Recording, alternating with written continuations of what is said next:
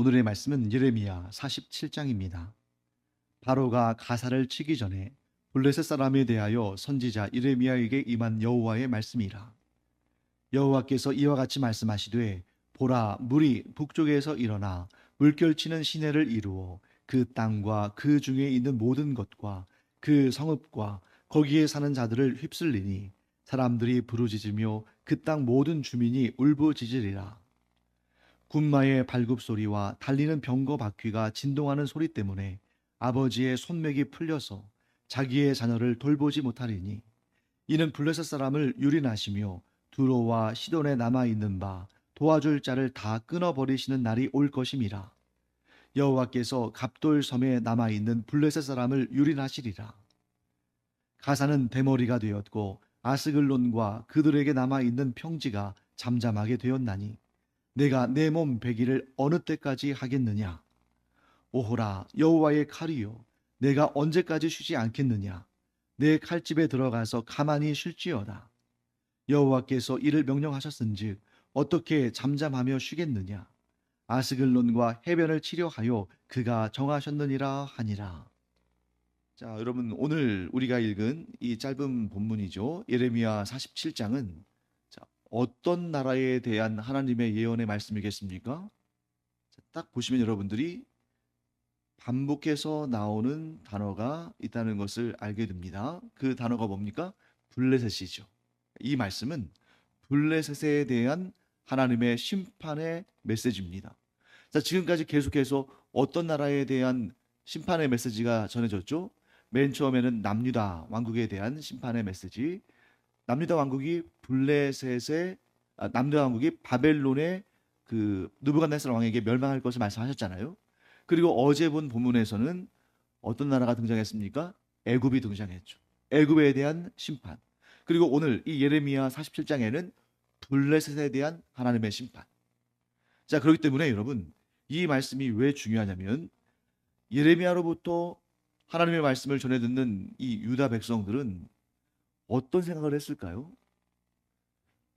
하나님이 유다 백성을 치셨다, 그렇게 생각할 거란 말이죠. 그런데 하나님은 정작 뭐라고 말씀하십니까? 하나님께서 유다 백성들만 치신 것이 아니라 애굽도 치셨고 그 이전에 아수르도 치셨고 그리고 오늘 이제 이 블레셋도 치실 것이고, 또한 이 이후로도 계속 나옵니다. 뭐 모압, 암몬, 뭐 에돔, 이런 나라들, 이 모든 나라들이 하나님의 그 두려운 심판을 받게 된다 하는 것을 말씀합니다. 자, 그러면 이런 내용들이 나올 때 보통 믿음이 없는 사람들은 어떻게 생각할까요? 그거 다 이미 블레셋이 다 치고 나서, 아수르에서부터 애굽, 블레셋, 또 뭐 모압, 암몬, 뭐 유다는 당연하거니와 그렇게 일이 다 이루어진 다음에 그제서야 마치 그 모든 일이 하나님이 행하신 것처럼 말해봤자 무슨 소용이냐, 이렇게 볼 수가 있잖아요. 그렇기 때문에 하나님께서 예레미야와 같은 선지자들을 들어 사용하시는 것입니다. 어떻게 해요? 그 일이 일어나기 전에 말씀하시는 거예요. 자, 그 일이 일어난 다음에 말하면 누군들 그런 얘기 못 합니까? 자, 예를 들어서 우리가 뭐 이미 일어난 일에 대해서 내가 그렇게 될 줄 알았어. 그 아무 소용 없는 거잖아요. 그런 일이 일어나기 전에 그걸 알아야 그 사람이 정말 뭐 용한 사람이다, 이렇게 말할 수 있을지 모르지만 이미 일이 벌어진 다음에 내가 그럴 줄 알았어 해봤자 아무 소용 없는 것입니다. 자, 그래서 이 부분에 대해서 우리가 예레미야에게 하나님께서 하신 말씀이 어떤 말씀인지를 봐야 됩니다. 1절 말씀 볼까요? 바로가 가사를 치기 전에 블레셋 사람에 대하여 선지자 예레미야에게 임한 여호와의 말씀이라. 자, 그러니까 지금 이 예레미야에게 임한 말씀이 언제 임했는지 정확히 알기는 쉽지 않아요. 하지만 이때가 언제라는 걸 알 수 있습니까? 바로, 여기서 바로는 누굽니까? 애굽의 왕이죠. 애굽의 왕이 가사. 자, 이 가사는 어떤 곳이냐면 오늘날 여러분 그 뉴스에 자주 등장하잖아요. 가자 지구로 가는 그 가자 지구입니다. 자, 이 가자 지구가 어디에 위치하고 있죠? 가자 지구는 오늘날 이스라엘의 남서부에 위치하죠. 그러면 이 이스라엘의 남서부에 위치한 이 가자 지구, 즉 오늘 성경에는 가사라고 되어 있는 이 지역이 어디냐면 블레셋 땅 가운데서도 애굽과 가장 가까이 있는 땅, 국경지대. 자, 오늘날도 이 가자 지구가 어디와 어디 사이에 있습니까? 이스라엘과 애굽, 이집트 사이에 있잖아요. 이 블레셋 땅은 크게 5개의 도시 국가들로 구성되어 있는 연합 국가입니다. 그 5개의 그 도시 국가들이 여러분들이 아마 성경을 읽으시면서 많이 그 이름을 들어보셨을 거예요. 아스돗, 아스글론, 또 오늘 나오는 가사, 에그론, 가드. 가드 하면 우리 블레셋 장수 골리앗의 고향이라는 걸 우리가 많이 들었죠. 그 5개의 도시 국가들 가운데서도 가장 이집트에 가까이 붙어 있는 국경을 접하고 있는 곳이 바로 가사입니다. 바로가 가사를 치기 전에 이렇게 되어 있으니까 사실 애굽이 블레셋과 관계가 그렇게 썩 좋지 않았을 테니까. 왜? 국경을 마주하고 있는 나라들 가운데 관계가 좋은 나라는 얼마 없잖아요. 그러니까 자주 바로가 블레셋과 전쟁을 치렀을 텐데 그때 제일 먼저 치는 곳이 가사인데, 여기에서 정확히 이 전쟁이, 이 싸움이 어떤 싸움이고 언제 일어났는지 우리가 알 수가 없지만 여러분들이 이 부분에서 충분히 유추할 수 있어야 됩니다. 그것이 뭐냐면, 자, 훗날 블레셋이 애굽을 쳤을 때, 블레셋이 애굽을 쳤을 때, 애굽이 블레셋이 아니, 훗날 바벨론이 애굽을 쳤을 때, 바벨론이 애굽을 공격했을 때, 그 애굽이 바벨론과의 전쟁에서 패하죠. 그러면 그렇게 패한 다음에 그 옆나라 블레셋의 가사 땅을 칠 수 있을까요? 없을까요? 없겠죠. 자, 바벨론의 침략을 받고 바벨론에게 전쟁에서 패했습니다. 패전한 나라가 무슨 힘이 있다고 다른 나라를 공격할 그럴 겨를이 있겠어요? 그러니까 이 부분은 뭐냐면, 바로가 가사를 치기 전에 라는 표현은 뭘 말하냐면, 애굽 왕 바로가 바벨론의 느부갓네살 왕의 공격을 받기 전에, 그래서 아직 힘이 있을 때, 애굽이 아직 힘이 있을 때 바로가 가사를 쳤다는 겁니다. 그런데 가사를 치기 그 전에 이미 예레미야에게 이런 말씀이 전달되었습니다. 그 말씀의 요지는 무엇입니까? 자, 2절 말씀 볼까요? 여호와께서 이와 같이 말씀하시되, 보라, 물이 북쪽에서 일어나 물결치는 시련을 이루어 그 땅과 그 중에 있는 모든 것과 그 성읍과 거기에 사는 자들을 휩쓸리니 사람들이 부르짖으며 그 땅 모든 주민이 울부짖으리라. 굉장히 시처럼 표현됐죠. 그런데 이 시처럼 표현된 부분에서는 여러분들이 그 상징들을 잘 해석해야 되는데, 자, 2절 말씀에 블레셋이 어떤 나라의 공격을 당해서 사람들이 막 울부짖고 그렇게 막 고통 가운데 있는 그런 장면이 묘사되고 있잖아요. 그 어떤 나라가 어딜까요? 자, 남쪽에서부터 올라오는 나라일까요? 북쪽에서부터 내려오는 나라일까요? 자, 그 근거가 무엇입니까? 북쪽에서 물이 일어나서 물결치는 시내처럼 밀려들 것이다 하는 거잖아요. 자, 이 예언이 지금 언제 이루어졌습니까? 바벨론이 침략하기 전에. 바벨론이 애굽과 전투하기 전에. 그래서 애굽이 아직 바벨론에 의해서 패배하기 전에. 애굽 왕 바로가 아직 힘이 있을 때. 그래서 애굽 왕 바로가 힘이 있어서 가사를 칠 수 있었던 그때. 그런데 그때 이전이잖아요. 그러니까 지금은 블레셋 사람들이 어디를 경계하고 있을까요? 애굽을 경계할까요? 바벨론을 경계할까요? 애굽이죠. 왜? 아직 애굽 왕이 바벨론의 느부갓네살 왕에게 패배하기 전이고 아직 힘이 있고, 그래서 가장 국경에서 가까운 지역인 가사를 공격할 수 있는 그러한 힘과 여력이 있을 때, 그때 하나님의 말씀이 전해졌는데 예레미야를 통해서 뭐라고 하시냐면, 북쪽에서부터 너희를 치는 세력이 내려올 것이다. 자, 이 얘기를 들었을 때 예레미야도 그렇고 예레미야 주변에 있는 유다 백성들도 그렇고 또 바로 곁에 붙어 있는 가사 블레셋 사람들도 그렇고 심지어 애굽 사람들까지 아마 예레미야를 미친 사람 취급했을 겁니다. 아니, 지금 바로 눈앞에 있는 위험은 애굽 왕에 대한 그러한 두려움인데, 무슨 지금 저 멀리 여기서 말하는 블레셋 가사 땅은 그 위로 유다가 있고 또 그 위로 아수르가 있고 또 그 위로 바벨론이기 때문에 바벨론은 한참 멀어요. 지금 바로 코앞에 애굽 왕 바로가 지금 자신들을 치러 오려고 하는데 뜬금없이 저 멀리에 있는 바벨론으로부터 군대가 물결치듯이 임할 것이다. 아무도 안 믿었겠죠. 자, 그런데 이 예언의 말씀이 언제 믿어졌을까요? 바벨론의 느부갓네살 왕이 대군을 이끌고 와서 블레셋 가사 땅을 쳤을 때, 블레셋을 공격했을 때, 블레셋을 무너뜨렸을 때, 야, 우리가 그때 그 말을 무시했는데, 말도 안 된다고 생각했는데, 그런 일은 일어나지 않을 거라고 생각했는데, 정말 예레미야에게 임한 그 하나님의 말씀처럼 블레셋이 우리를 공격했구나. 그 말을 그들이 그제서야 믿게 됐을 거라는 겁니다. 자, 여기에서 우리가 아주 중요한 사실을 알게 되죠. 하나님은 우리가 전혀 예상하지도 못하고 예측하지도 못한 그 일을 통해서 역사하실 때가 많다. 왜 그럴까요? 자, 사람들이 보통 예측하고 예상하는 그대로만 이루어진다면 누가 하나님을 믿겠습니까? 자, 다 내가 예상한 대로, 내가 예측한 대로, 내가 준비한 대로 다 된다면 그게 내가 예상하고 내가 예측하고 또 내가 생각하는 그 주변의 상황대로 되어지는 것이기 때문에 하나님이 개입할 여지가 없겠죠. 자, 여러분, 우리의 삶 가운데 우리 간혹 이런 생각할 때 있잖아요. 하나님께서 나에게 고난도 주지 않으시고 내 인생 가운데 아무런 문제도 생기지 않게 하시고 또 질병도 걸리지 않게 하시고 가난도 없게 하시고 자식들도 다 내 마음대로 다 잘 되게 하시고 그랬으면 좋겠다는 마음을 누구나 갖죠. 그런데 정작 우리를 사랑하신다는 하나님께서는 우리에게 고난과 역경과 문제와 두려움들을 주신다는 말씀입니다. 왜 그러실까요?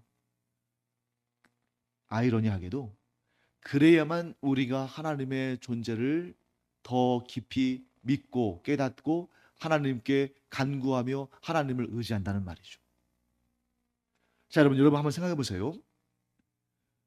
우리가 지금은 예수 그리스도를 구주로 영접하고 하나님의 자녀가 되어서 뭐 고난 중이나 형통한 중이나 항상 하나님께 예배드리고 하나님을 따르고 하나님의 말씀을 듣고 하나님께 기도합니다만, 만약 여러분이 예수 그리스도를 구주로 영접하기 전에 여러분의 모든 상황이 다 마음먹은 대로 되고 전혀 궁핍할 것이 없고 모든 상황이 다 내 뜻대로 내가 바라는 대로 다 되어지고, 그러면 여러분들이 하나님께로 나왔을까요? 물론 나올 수도 있었겠죠. 하지만 여러분들이 그렇게 간절하게 하나님을 찾고 하나님께 구하고 하나님을 의지했을까요? 아니, 우리 스스로가 우리에게 증인이 되지 않습니까? 여러분들이 언제 하나님을 간절히 찾아요? 내 힘으로 감당할 수 없는 일들을 만났을 때 더 간절한 심령으로 더 하나님을 의지하고 더 하나님께 기도하지 않습니까? 근데 여러분들이 마음먹은 대로 다 되고 그랬을 때 여러분들이 기뻐하며 찬송하며 하나님께 감사의 기도를 드렸겠지만 그 순간이 정말 고난을 당할 때처럼 간절할까요? 그렇지 않다는 거죠. 그래서 여러분, 하나님께서 아주 심술궂으신 분이기 때문에 그러시는 것이 아니라 우리가 하나님을 떠나지 않도록, 우리가 여전히 하나님만 섬기고 하나님만을 의지하고 하나님께 기도하고 의뢰하는 그런 사람이 되기를 하나님께서 원하시는 것입니다. 사실 하나님의 입장에서 보면 뭐든지 다 좋은 것 우리에게 넘치도록 주고 싶어 하시는 분이에요. 자기 아들의 그 생명을 우리에게 내어주시기까지 우리를 사랑하시는 분이신데 뭔들 못 주시겠습니까? 그런데 하나님께서 우리를 보실 때 우리는 지금 다 무조건 좋은 게 좋은 것이다 생각하지만 하나님 보실 때는 우리가 보기에 좋은 것이 우리에게 정작 좋지 않은 그런 것들을 너무나 많이 보시는 거예요. 오늘날도 얼마나 많은 사람들이 힘들고 괴로울 때 하나님을 찾아와서 간절히 기도하며 내 평생 하나님께 내 자신을, 내 인생을 드리겠습니다. 그래 놓고서 하나님께서 그 위기로부터 벗어나게 하시고 풍족한 것들을 허락하시고 건강하게 하시고 하셨을 때 과거의 그 서원과 헌신은 사라지고 그냥, 아니 오히려 그렇게 고통당하고 힘들 때보다 더 신앙생활을 안 하고 하나님 찾지 않고 결국 세상이 좋아서 세상으로 나가버리는 그런 경우들이 얼마나 많은가. 우리 자신도 그렇지 않은가. 그렇기 때문에 하나님께서는 우리에게 고난과 역경도 주시면서 그 가운데 우리가 하나님을 찾고 하나님을 의지하고 간구할 때에 우리의 기도를 들으시고 응답하심으로 말미암아 하나님이 존재하신다는 사실, 하나님께서 위대한 역사를 이루시는 분이라는 사실을 우리로 하여금 부인하지 못하게 하신다. 이 사실을 우리가 꼭 알아야 됩니다. 이 블레셋 사람들이 뒤늦게 이렇게 고백했겠죠. 우리가 형통할 때는 예레미야 선지자를 통해서 주어진 말씀을 믿지 않았는데, 비웃었는데, 이제 와서 우리의 생각과는 전혀 다르게 애굽이 아니라 바벨론이 우리를 공격해서 우리가 이렇게 망한 것을 보니 예레미야가 선포한 하나님의 말씀이 옳았구나. 우리가 그때 그 말씀을 듣고 돌이켰다면 오늘날 이런 끔찍한 역사를 경험하지 않았을 텐데. 사랑하는 성도 여러분, 끔찍한 역사를 경험하기 전에 하나님을 의지하고 하나님께만 의뢰하는 자가 복이 있는 자다. 우리 계속해서 예레미야 17장 7절 말씀 계속 오래 반복해서 말씀 나누고 그 은혜를 지금 우리가 누리고 있지 않습니까? 뭐라고 말씀하셨어요? 그러나 하나님을 의지하고 하나님께 의뢰하는 자는 복을 받을 것이다. 자, 그 다음 내용 보겠습니다. 3절부터 5절까지는 블레셋이 어떠한 멸망의 순간을 맞이할 것인지를 미리 말씀하고 계셔요. 자, 블레셋은 나라는 작은 나라인데 굉장히 강한 전투력을 가지고 있었습니다. 그 이유는 뭐냐면 블레셋이 그 주변 나라들과는 다르게 철기 문명을 소유하고 있었어요. 다른 나라들보다 수십 년, 아니 많게는 수백 년 앞서서 철기 문명을 소유하고 있었습니다. 이게 미스터리예요. 세계사에서 미스터리입니다. 이스라엘이 청동기 문명일 때 청동 즉뭐 동으로 만든 그러한 농기구나 그러한 무기들을 가지고 있을 때 모압이나 에돔이나 암몬 이런 나라들도 전부 청동기 문명 단계에 있을 때 블레셋은 철기 문명이었다는 거예요. 그래서 여러분들이 열왕기 상을 읽어보시면 거기에 어떤 내용이 등장하냐면 이제 뭐 사무엘 상하, 열왕기 상하 이런 내용들을 쭉 여러분들이 읽어보시면 사울 왕 때까지만 해도 이스라엘에 철로 무기를 만들지 못하고 철로 농기구를 만들지 못해서 블레셋 땅에 가서 사왔다고 되어 있습니다. 그리고 그런 무기나 그런 농기구나 이런 것들이 이제 좀 무뎌지잖아요. 철이니까 이제 사용하다 보면 무뎌질 거 아닙니까? 그때 그것을 다루는 기술이 없어서 블레셋에 가서 그것을 벼렸다. 즉 그것을 날카롭게 만들어서 가지고 왔다. 이런 기록들이 있거든요. 그러니까 지금 이 성경이 기록된 역사, 이 근동아시아, 고대 근동아시아 지역을 연구하는 학자들이 아니 왜 어떻게 이렇게 됐을까? 왜 주변 나라들은 다 청동기인데 요 조그마한 땅, 그러니까 오늘날로 따지면 여러분 오늘날 그 팔레스타인 그 땅 있잖아요, 가자지구, 요 조그마한 땅 5개의 도시국가를 이루고 있는 여기는 어떻게 철기 문명을 가지고 있을까? 그런데 그것을 성경을 통해서 우리가 알게 됩니다. 자, 4절 말씀 보시면 이런 내용 있죠. 이는 블레셋 사람을 유린하시며 두로와 시돈에 남아있는 바 도와줄 자를 다 끊어버리시는 날이 올 것임이라. 여호와께서 갑돌 섬에 남아있는 블레셋 사람을 유린하시리라. 자, 이 내용은 뭘 말씀합니까? 바벨론이 블레셋을 공격할 때 블레셋과 좋은 관계에 있었던 두로와 시돈, 이 두로와 시돈도 도시국가들이죠. 작은 이 두로와 시돈이 블레셋과 연맹체를 이루고 있고 그들을 도와줬는데 그들을 두로와 시돈이 도와줄 수 없게끔 하나님께서 끊어버리셨어요. 뿐만 아니라 여호와께서 갑돌 섬에 남아있는 블레셋 사람을 유린하셨습니다. 갑돌 섬이 뭔가? 자, 이 내용은 지금으로부터 최소 2500년 전에 기록된 내용이죠. 왜냐하면 예레미야가 최소 2500년 이전에 살았으니까. 이 기록 때문에 이 블레셋의 역사적인 미스터리가 풀리게 됩니다. 자, 왜냐하면 블레셋이 만약에 모압이나 암몬이나 에돔처럼 원래부터 가나안 땅에 살고 있던 민족이라면 그들도 당연히 어떤 문명을 가지고 있어야 돼요? 청동기 문명을 갖는 게 당연하죠. 그런데 갑자기 뜬금없이 블레셋의 등장조차도 뜬금없습니다. 자, 이 에돔, 모압, 암몬 이런 족속들은 이미 출굽 당시에도 있었고 여호수아서에도 기록되어 있고 사사서에도 기록되어 있죠. 사사기에도. 그런데 이 블레셋은 갑자기 여러분들이 여호수아서를 읽어보시면 거기 블레셋에 대한 기록이 없어요. 여호수아가 하나님의 도우심 가운데에 가나안 땅을 정복할 때 블레셋 없어요. 그런데 언제 등장하냐면 사사기에 삼손 사사의 역사가 기록될 때 삼손의 두 눈을 빼고 그 머리카락을 잘라서 힘을 떨어뜨린 다음에 힘을 없앤 다음에 그 두 눈을 파내고 그를 죽게 한 그들이 바로 블레셋입니다. 갑자기 등장하는 거예요. 어디서 나왔느냐? 자, 힌트는 사절에 있는 중간에 갑돌섬에 있습니다.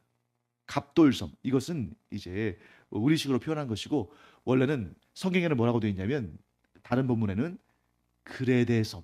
신약 성경에는 그레데섬이라고 되어 있고 이곳은 그리스의 남부 또 튀르키예의 서부에 있는 이 에게에 있는 섬인데 크레타 섬입니다. 크레타 섬이고 신약 성경에는 그레데 섬이라고 기록되어 있고 구약에는 갑돌 섬이라고 기록한 거예요. 여기가 크레타 문명의 발상지라고 세계사에서는 기록하고 있습니다. 이 크레타 문명이 왜 중요하냐면 철기 문명의 가장 원시적인 형태 중에 하나예요. 이 크레타 섬에 있던 사람들이 섬이 작잖아요. 그러니까 확장하기 위해서 이주를 하는데 어디로 왔습니까? 남쪽으로 내려와서 가나안 땅에 지금의 가자지구, 즉 블레셋 사람들이 사는 지역에 정착을 한 겁니다. 왜냐하면 이곳이 바다에서도 가깝고 그러니까 크레타 섬에서 배를 타고 왔으니까 해변에 정착해야겠죠. 바다에서도 가깝고 큰 문명 중에 하나인 애굽에서도 가깝고 그러니까 이 블레셋은 원래부터 이 가나안 땅에 거주하던 민족이 아니라 갑돌섬, 크레타 문명으로부터 이주한 사람들인 거예요. 그러니까 여러분 갑돌섬에서부터 이주했으니까 일부는 갑돌섬에 남아 있고 일부는 이 가나안 땅에 있겠죠. 근데 하나님께서 그 블레셋을 처단하시는데 바벨론을 도구로 사용하셔서 블레셋을 처단하시는데 그들의 근원지인 어디까지 갑돌섬에 남아있는 블레셋 사람까지 다 유린하실 정도로 철저하게 처절하게 완전하게 징계하신다는 것입니다. 왜 징계하셨을까요? 자, 앞에 애굽을 왜 징계하셨습니까? 두 가지 이유가 있었죠. 하나는 종교적인 이유, 다른 하나는 정치적인 이유, 정치 군사적인 이유. 애굽 못지않게 아니요. 어쩌면 애굽보다 훨씬 더 극심하게 이스라엘과 대결하고 이스라엘에 고통을 주고 했던 나라가 어디입니까? 블레셋이잖아요. 성경 전체를 보시면 이스라엘 민족과 가장 치열한 전투를 했던 나라가 바로 블레셋 아닙니까? 예를 들면 이스라엘의 사사들 가운데 가장 힘이 셌던 그 삼손을 굴복시키고 그를 죽였던 자도 그런 세력도 블레셋이고 또 이스라엘의 첫 번째 왕이 누굽니까? 이스라엘 첫 번째 왕이 사울왕 아닙니까? 사울왕과 그의 세 아들 요나단을 비롯해서 그 세 왕자가 죽은 그 길보아 전투의 전투도 블레셋과의 전쟁이었어요. 다윗 왕 시대에도 가장 큰 전쟁들은 블레셋과의 전쟁이었습니다. 솔로몬 때에 가서야 하나님께서 솔로몬을 들어 사용하실 때 솔로몬 때에 가서야 블레셋이 힘이 약해졌어요. 그런데 그러는 것이 오늘날까지 이어지지 않습니까? 오늘날도 이스라엘이 참 많은 성장을 하고 많은 발전을 했습니다만 여전히 그 조그마한 가자 지구 때문에 고통을 당하고 있잖아요. 몇 년에 걸쳐서 자 구약 시대로 따지면 1200년 걸쳐서 신약 시대로 와서도 오늘날까지 2000년에 걸쳐서 그러니 3200년 이상을 서로 싸우고 다투고 그런 관계였습니다. 그런데 더 중요한 것은 그것보다 종교적인 이유죠. 자, 이스라엘 백성들을 가장 우상 숭배하도록 많이 미혹하고 많은 악한 영향력을 끼친 나라가 어디예요? 블레셋이었다.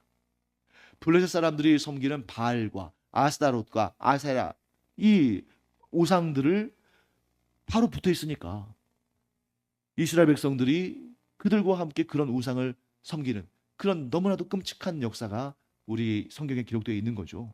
그래서 하나님께서 그들을 심판하셨다. 놀라운 표현이 등장합니다. 여러분, 여기에 아주 무서운 표현인데 6절 말씀 볼까요? 오라 여호와의 칼이요 내가 언제까지 쉬지 않겠느냐, 내 칼집에 들어가서 가만히 쉴지어다. 7절 여호와께서 이를 명령하셨은즉 어떻게 잠잠하며 쉬겠느냐, 아스글론과 해변을 치료하여 그가 정하셨느니라 아니라.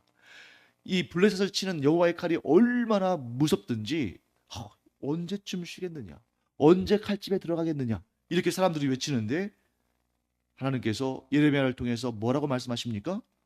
그 칼이 쉬지 않을 것이다. 왜냐하면 하나님께서 정하셨기 때문이다. 하나님께서 그 두려운 심판을 정하셨기 때문이다. 사랑하는 성도 여러분, 여호와의 칼은 양날의 칼입니다.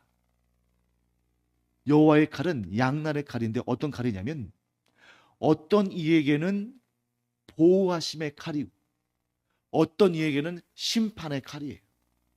여호와 하나님을 의지하고 여호와 하나님께 의뢰하는 자에게는 이 칼이 보호의 칼이 되어서 아무리 강한 군대가 쳐서 그들을 무너뜨리려 한다 할지라도 여호와 하나님께서 하나님의 백성들, 하나님께 피한 자들을 보호하시는 칼이다. 그러나 하나님을 대적하고 하나님을 섬기지 않는 자들에게는 이 칼이 어떤 칼이다? 심판의 칼이다. 어느 누구도 피할 수가 없다. 사랑하는 성도 여러분, 하나님의 은혜를 얻는 우리가 되기를 간절히 축원합니다. 어떤 은혜예요? 여호와 하나님의 칼이 나에게는 보호하시는 칼이 되는,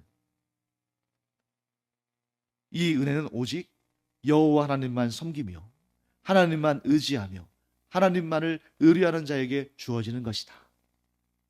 우리가 여호와의 칼이 나를 공격하는 칼이 아니라 나를 보호하시는 칼이 되기를 간절히 축원합니다.